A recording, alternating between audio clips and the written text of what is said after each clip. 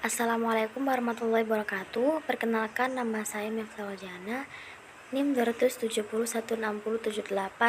Pada kesempatan kali ini saya akan menjelaskan tentang analisis anak-anak berkebutuhan khusus penghafal Al-Quran.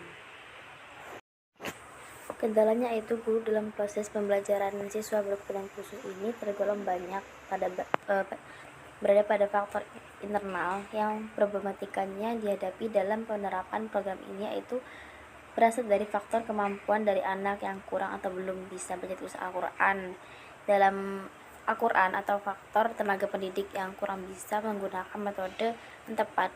Berbagai problematika tersebut membuat pembelajaran tersebut menjadi kurang efektif. Tujuannya yaitu untuk membuat siswa lebih mencintai dan menyayangi Al-Quran, baik membacanya, mendengarkannya, mengamalkannya. Karena anak ibaratnya adalah lembaran yang masih polos dan putih. Sejak dini ditanamkan kecintaan terhadap Al-Quran, maka benih-benih kecintaan itu akan membekas pada jiwanya dan kelak akan berpengaruh pada perilakunya sehari-hari.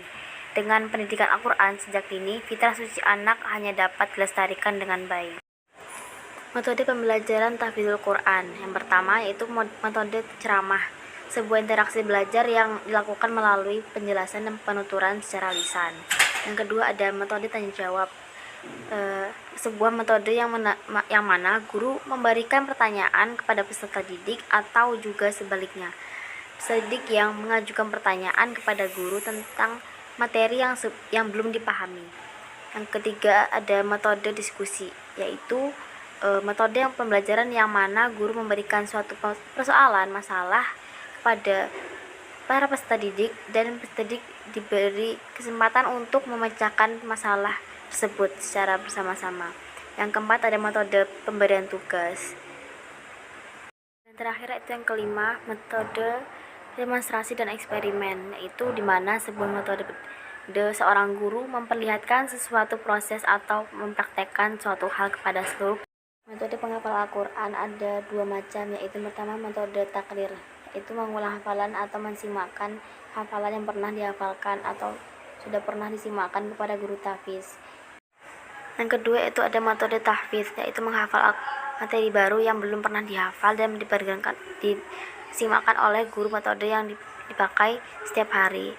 Sebaiknya siswa harus mendengarkan hafalan kepada guru, kemudian guru membacakan melatih balok pada siswa yang membaca sendiri di hadapan guru dengan melihat Al-Quran yang kemudian dijabarkan dengan pengarahan baru.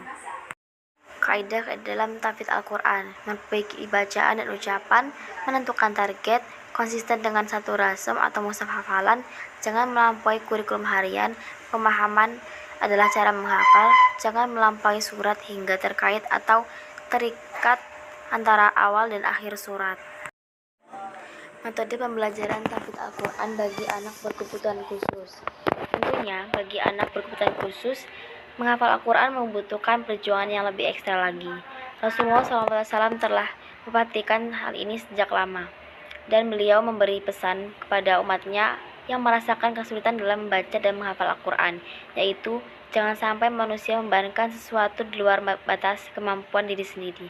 Tapi jika mengalami kesulitan dalam membaca Al-Quran, hendaklah bersujud kepada Allah Subhanahu wa Ta'ala.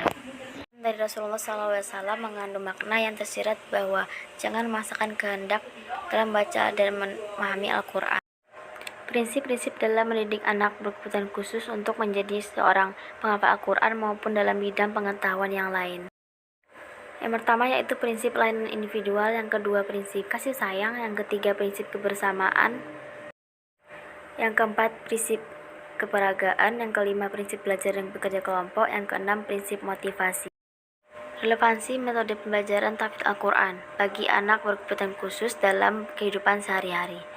Begitu pentingnya sebuah metode dalam tahfidz Al-Quran untuk menunjang keberhasilan dalam menghafal Al-Quran, dan perlu adanya kesadaran dari kita semua yang mungkin memiliki anak, saudara, kerabat, teman yang memiliki kebutuhan khusus untuk dapat membimbing agar bisa mengenal Al-Quran, bisa membaca, mempelajari, bahkan menghafal Al-Quran, serta memberi semangat dan motivasi supaya anak-anak berkebutuhan khusus tidak terpuruk dalam hidupnya dan bisa kembali bangkit.